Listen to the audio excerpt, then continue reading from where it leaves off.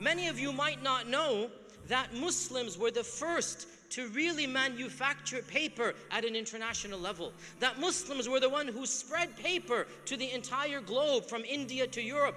But they didn't invent it. They perfected it and they popularized it. Where did it come from? In the Battle of Tal'as in 751 CE, which is in the 1st century of the Hijrah, under the caliphate of the early Abbasid dynasty, in the Battle of Tal'as, Muslims fought against a small group of what we now call Chinese nations. And paper had been invented by the Chinese. However, they didn't understand its significance. And it was something that only the elite did. It wasn't mass produced, and the Chinese as a nation still used papyrus. Now papyrus is thick. Papyrus has to be folded up. Papyrus is very awkward to deal with. Paper, as we all know, is thin. Paper lasts forever. Papyrus only lasts for a few decades. The Chinese invented paper, but they kept it a state secret. They didn't want anybody to know about it. In the Battle of Tal'as, the Muslims captured 2 prisoners of war who were a part of this secret guild of paper manufacturers. New technology. What did they do?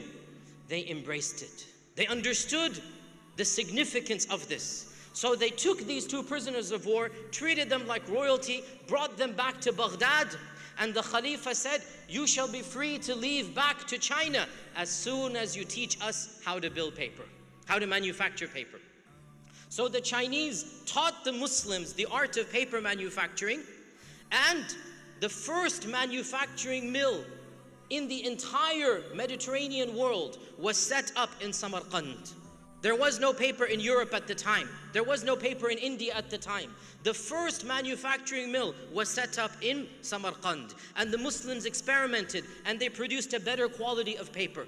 And eventually Baghdad, eventually Andalusia, the entire Muslim world produced different types of paper. Once upon a time there was Sulaimani paper, there was Dawoodi paper, there was Samarkandi paper. And by the way, the ancient Chinese, they used to call paper kaghaz. And us Pakistanis, we preserve the heritage and we still call paper to this day kaghaz. This term is ancient Chinese. So we still call paper kaghaz from the ancient Chinese to show you where it actually came from.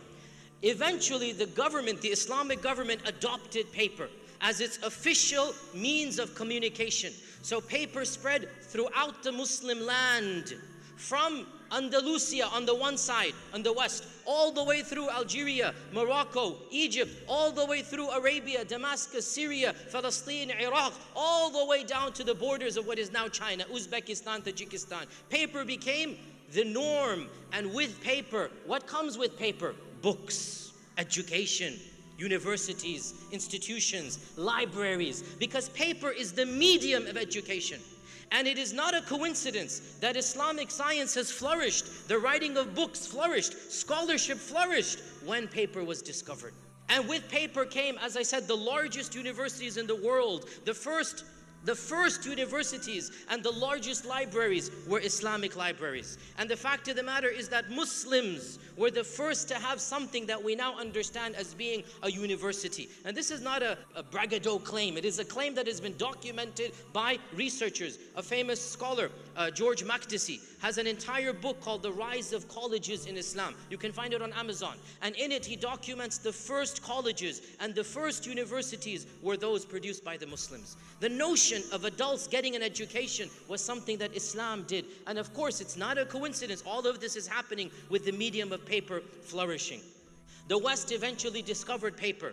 In the first crusade and the second crusade, when they entered Jerusalem and they found the Muslims with paper, they brought it back to Europe. And Europeans, their appetite was whetted for paper. Where do we get paper from? And when they conquered Andalusia, they found the first paper printing presses they had ever seen in their lives, the first paper manufacturing mills. And this is an interesting fact of history. They expelled all the Muslims of Andalusia except for a handful who could teach them sciences they didn't know. And of those sciences they didn't know, how to make paper. So of the Muslims who were forced to remain were those who owned the paper manufacturing mills, those who knew the art of paper. And from Andalusia, Europeans acquired the art of making paper. And it spread throughout all of Europe until eventually they set up paper mills in Italy. And guess what? The Europeans started making better paper than the Muslims. For 200 years, paper was sold to Europe. Around 1500 or so, the Europeans began producing better paper. And from that point on, many of our manuscripts that we still find are actually being written on European paper. And we see here the beginning of the rise and decline, the beginning of the fall. Paper is coming from Muslim lands to Europe, 1300, 1400. Around 1450, 1500, what happens? The Europeans discover better ways to make paper, better quality paper, stronger paper. So what happens? They begin selling to Muslims. You see the tides of change slowly coming along. And Europe excels in the art of manufacturing paper. Eventually, of course, paper also moves to India in the 13th century. Now, paper is always a sign of civilization and education. Not coincidentally, when paper flourishes in Europe, what happens? The rise of knowledge. The Protestant Reformation, the Renaissance, all of this is happening around the same time that paper is being introduced to Europe. And Europeans have a surplus of paper. And when you have a surplus of a commodity, what happens? You begin thinking what to do with it. What can we do? How can we better utilize what we have in excess of? And therefore, not coincidentally, around 1450, who comes along? Johannes Gutenberg, the inventor of the printing press. And the printing press is considered to be one of the most important technological advancements in the history of humanity, along with the wheel. Basically, number two is the printing press. Because with the printing press, what happens? Well, you can mass produce books. And with mass producing books, you are teaching a generation of people knowledge. They don't have to write an entire book by hand. Before the printing press, if you wanted to buy Tafsir ibn Kathir, if you wanted to purchase Sahih al-Bukhari, guess what? You had to sit down and write it cover to cover. Obviously, that's not easy to do, is it? With the printing press, you can mass produce thousands of books everybody reads. And with the printing press, education, technological advancements, everybody, Isaac Newton, his book on on nature and on science became an instant bestseller. And this is in the 1500s. When the average person is reading Newton, what happens? The bar is raised. Knowledge becomes an easy commodity. And when everybody's knowledgeable, the bar continues to rise. Now, we have the advent of the printing press. This is the second technological achievement we're going to talk about. When the printing press is introduced to Muslim lands, what happens now? This is where we see the alternative model. And that is the bubble. That is the shutting off. 600 years earlier, when paper was introduced, the Muslims embraced it. They Islamicized it. They made it a part of their curriculum. Everything is written on paper after 750 CE. 150 Hijrah, everything is written on paper. Before 150 Hijrah, everything's written on papyrus and vellum and leather. After 150, everything is paper. They embraced it. Now what? The printing press is invented, 1450. Muslims hear of the printing press, but now they have a 1,000-year history. Now they think that they know everything. Now they're not interested in change. So what happens? Many of you are not aware of this. When the Muslims first heard of the printing press, they banned it. They prohibited its importation into Muslim lands. They said this is something the kuffar have invented. We didn't invent it, it can't be good. And any printed book was banned. So much so that in 1485, the Ottoman Sultan Bayezid II said anybody who's discovered with a printing press or a book will be sent to jail. And the decree became even worse. In 1515, Sultan Salim I said anybody who was found with an Arabic book that is printed on a printing press shall be executed. The punishment for owning a book that was printed was death. Why? There's a lot of reasons. My time does not allow me to go into all of them. But one simple reason. They did not want change. They wanted to somehow oppose modernity.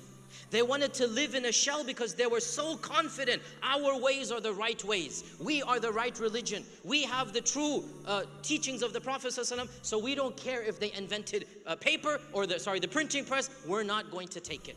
It was enthusiasm that was misdirected. Yes, we are the ummah of the Prophet ﷺ. Yes, we are Muslims. But where does Allah tell us not to accept modernity? Where does Allah tell us don't accept technology? But there was a sense of supreme power. There was a sense of arrogance. There was also a fear of the printing press.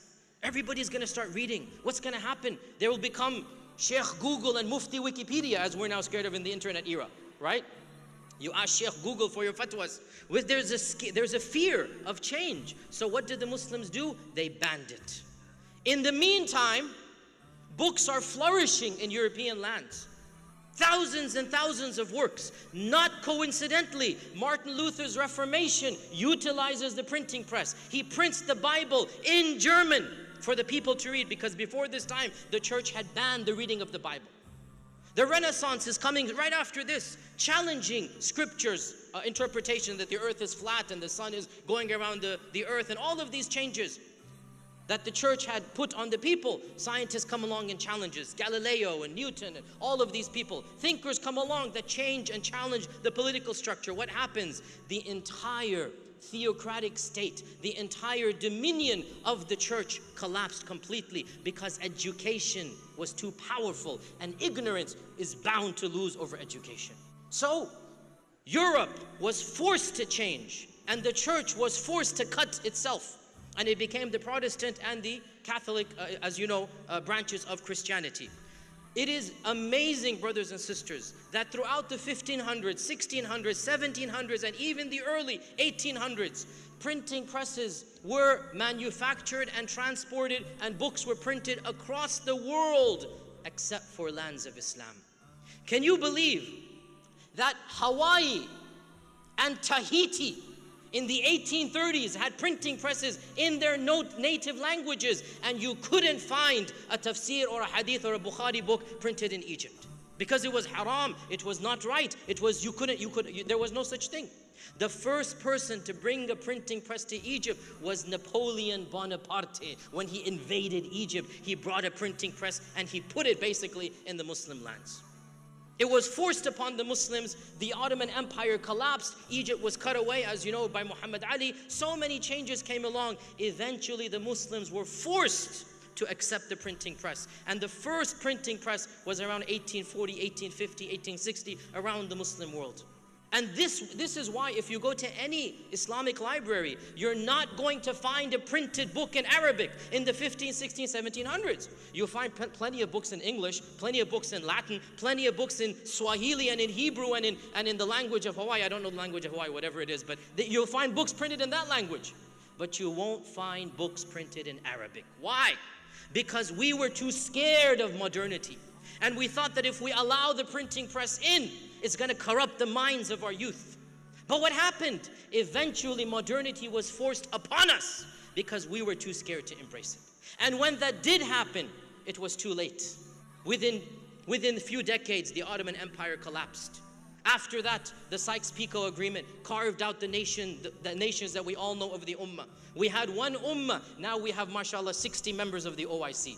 All of this came about. I'm not blaming entirely on the printing press, of course not, brothers and sisters, but I'm saying there's a mentality that is reflected. There's a mentality that is reflected that the Muslims were so confident of their cultural heritage that they mixed up religious glory with cultural glory. Yes, we're supposed to be proud we're Muslims. Of course we are. Yes, we're supposed to be thankful that Allah gave us the Quran and Sunnah. But where does the Quran and Sunnah oppose modernity and change? Yes, we're not going to change belief in Allah, but paper and the printing press? Come on. So the Muslims could not distinguish between that which should not change versus that which must change.